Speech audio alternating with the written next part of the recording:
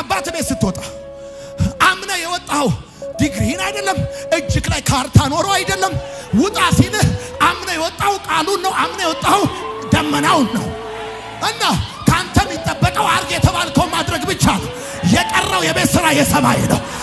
አንተ ጩና አሜን በል። እግዚአብሔር አምላክ ከፊት ለፊት ያለውን ከፍሎ በደረቅ ምድር ያሻግራል። ከኋላ ከሚከተለውን ደግሞ ላንተ በተከፈተው በር አያሻግራቸው። ጠላቶቻችሁ ይሞታሉ።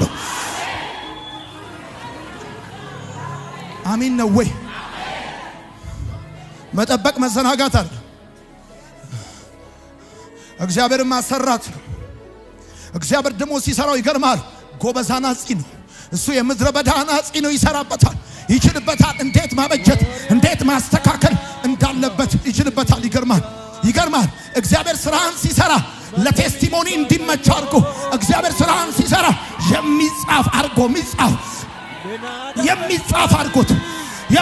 አድርጎት ይገርማል።